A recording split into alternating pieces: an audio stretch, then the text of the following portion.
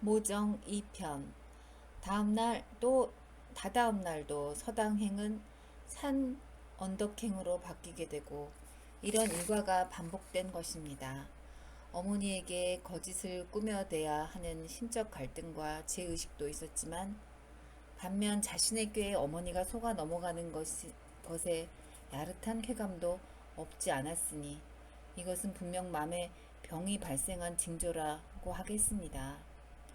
어떻거나 이 사실이 알려짐으로 어머니에게서 받아야 할 호된 꾸지람, 실망감을 생각하니 속일 수 있을 때까지 끌고 가려는 어리석은 판단을 하게 되었습니다.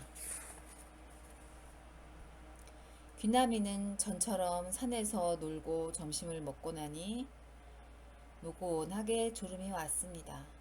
나무 그늘 밑에 누워 잠을 자게 되었습니다. 이런 것을 비몽사몽이라고 표현하는가 봅니다만 단 높은 곳에 하얀 수염을 늘어뜨린 장대한 노인이 좌정을 하고 그 주변에는 험악하게 생긴 사람들이 칼, 창 따위를 번뜩이며 서 있고 한쪽에 걸려있는 큰 솥에서는 김이 무럭무럭 오르는 것으로 보아 무엇인가 뜨겁게 끓고 있다는 생각이 되는데 어떻든 몸이 오싹거리는 장면이 눈앞에 펼쳐져 있는 것입니다. 바로 이때 칼을 든 사람에게 날개 쭉지를 잡혀 내동댕이 치다시피 하여 땅바닥에 널브러진 수탉이 보였습니다. 요즘 너는 알록달록한 장식을 꼬리에까지 늘어뜨리고 한꽃 멋만 부리고 다니며 여러 암탉을 꿰어 첩을 삼고 호사스럽게 놀고 먹고 살렸다. 이렇게 소리친 노인의 음성은 쩌렁쩌렁 울렸습니다. 아니 대왕님, 그 무슨 말씀을. 저는 결코 놀고 먹고 사는 것이 아니오시다. 새벽의 시간을 알리게 하여 잠을 설칠 때가 많답니다. 만일 편히 잠잘 노량으로 꾀를 부려 자실에도 미리 울어댄다면 어떻게 되는지 아시겠습니까요? 사람들은 이 재수없는 닭새끼라는 한마디의 판결로 이 목을 비틀어 버린답니다. 이 민물의 최후 진술조차 허용치 않고 말입니다. 이렇게 인정머리 없는 인간들이 놀리고 먹여주성 싶습니까? 어림없습죠. 듣고 보니 네 말이 옳다. 새벽 시간에 소리 높이 울어대므로 사람들이 잠을 깨고 일할 차비를 차릴 터이니 저놈을 풀어주어라. 날개 쭉직끈이 풀리자 닭은 소리 높여 꽃기호를 외치며 날아가는 것이었습니다. 이번에는 개가 목맨 끈에 끌려 들어왔습니다.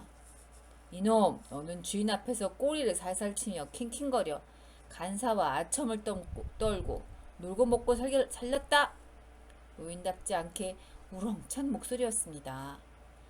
간사와 아첨으로 먹고 놀고 다니다니요. 캄캄한 밤중에 살그머니 기어들어오는 도둑놈을 향하여 위협을 주려고 컹컹 지어댔죠.